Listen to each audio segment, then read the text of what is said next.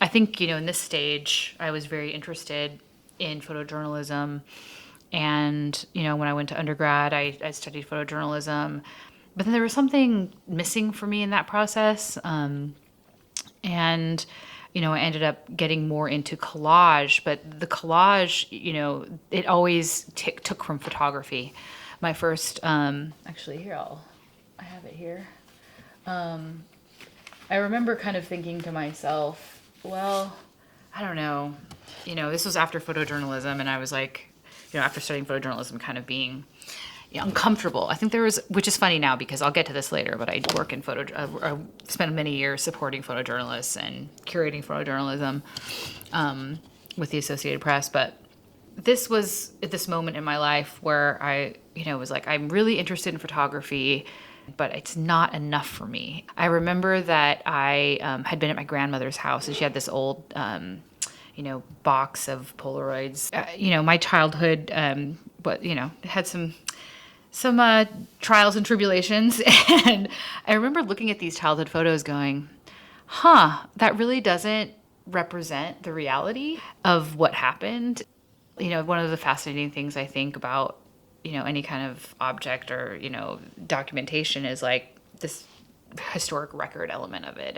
And I just thought, it'd be interesting to kind of play with historic record and kind of remember what, it felt like more. So this was another important moment in that, it was like, oh, I think I could go in this direction more. So this, again, photography's in this. I think when I went to graduate school, it became less about taking a photograph, but more about photographing like a piece of a painting. Sort of became more process than it did object or end goal. But then, alongside all of that. So wait, is that your photo? Yeah. Or is that an archival image? No, that's me as a young child. And then I, did some manipulation to it in Photoshop. But this was like kind of one of these moments that I was like, can I do art? What is art? And do I have that ability? I loved art, but I didn't really know exactly what it was, and I didn't really know if I had those capabilities to actually get there. So I feel like I never really, I guess a video would be the space that I would say I occupy that in a way more than like, I don't really take the painting as the end thing. The objects themselves aren't the end thing. Like this is like a piece of trash in a way, but I love that about it. And I think also related to that, it's the analog nature. It's that I like translating that into digital space. This is just a print. Okay, so actually, I'll tell you exactly what this is. This is a photograph of a negative through a loop. This is a piece of that. This is first just a cheap print from one of my printers at work, and then I painted on it. So like this, you can see here, this piece here, this is the loop. So this would be the kind of thing that I would photograph maybe and make a layer, or I would just do and have fun with that and no one will ever see it. It does something for me. Maybe this makes me a better editor. That's why I think that somehow for me, photography in the digital space ties that all together. Mm-hmm. It makes it, I can complete works in that space. I have a harder time completing works on a canvas. Like it never it's not the end goal or not the stopping point, but that's how it's always been for me. I don't really have many objects that I look at and go, that's done. I'm going to hang that somewhere, or someone should put this in public. One of the, first pieces I ever had in a museum was like, I thought it was a joke. And that was the thing that she picked. I would have never, ever taken that seriously. And I learned a lesson from that, in that that's not up to me. My job is to make. I don't have to worry about, is this something that a curator is going to like? Because I have no idea. I worked in the archive for 4 years, but the rest of my career at AP has been really working closely with a lot of contemporary photojournalists and photojournalism. I don't know, I think my approach is more frenzied and passion-driven, in that I want to see it all. I want to look at it all. I want to put forth the most important things, or the things that I think from my own angle. I think that in any organization, you need multiple editors who have a different style. So, again, I have my own style of what I like, but I think really passion drives to also really believe that images do change the world, that seeing things, it's complicated because, as we're in the stage of like deep fakes and Photoshop, but but we still have huge conversations daily about imagery, and certainly photojournalism occupies some of that space. So I just kind of feel like it's urgent, and also I feel a lot of care for the photographers and for the people, the lives that are poured out in front of the lens. So I focus on those things. We have collections of photos, and some of our most important periods would be like World War II, the wars, a lot of the wars, Vietnam,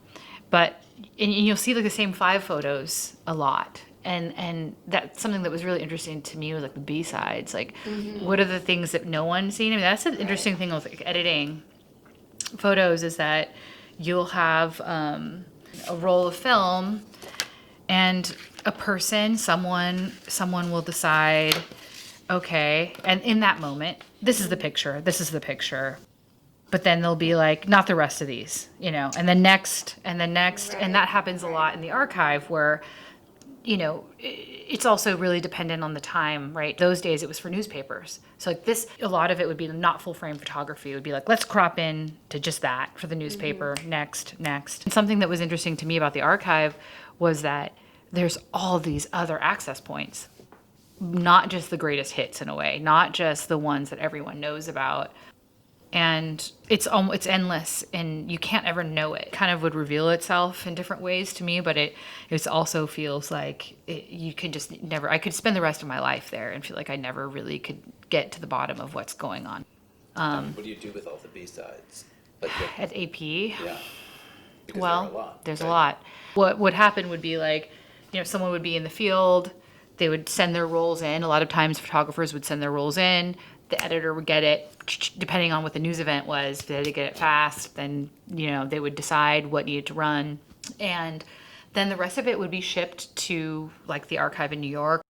And that would get filed somewhere, put somewhere. Another interesting part of the archive is that it's a human-made thing, and each human individual who's run the archive has a different way of categorizing.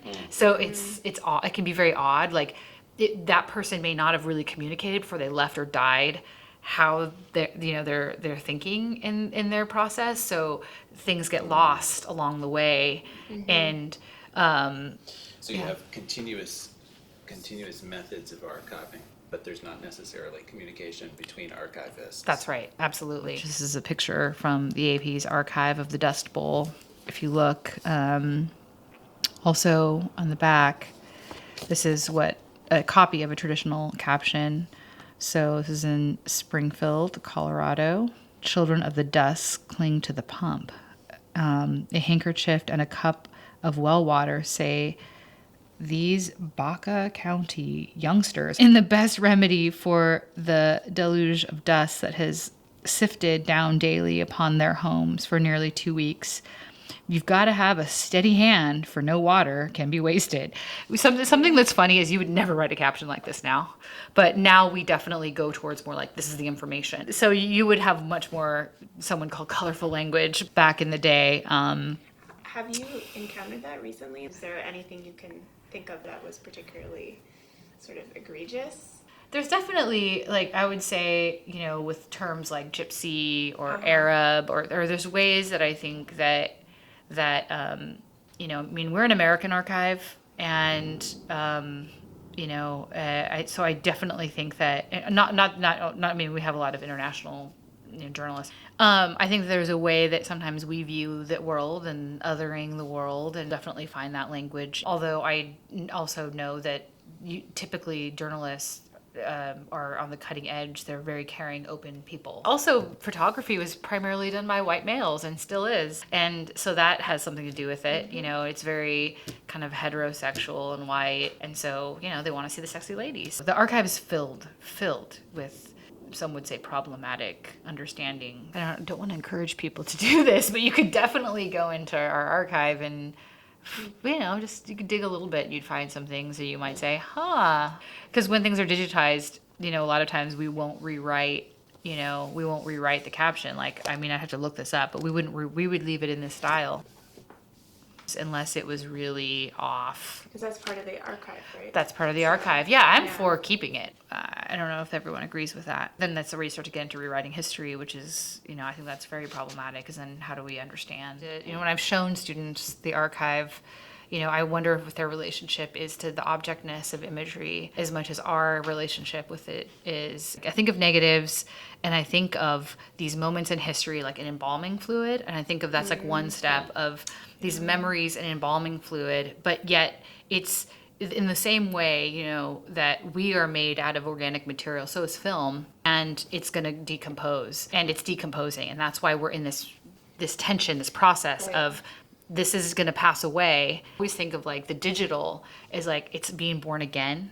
For me, I don't quite trust yet that where it's being born again into, because as much as You mean the digital? Yeah. Like the digital archive? yeah, Okay. yeah, I don't trust it. Because how do you actually But also, physically? what if something happened where the clouds were wiped out? All of that would be gone. So there is something to the objectness of it. It may not last forever, but it may last longer. We just don't know.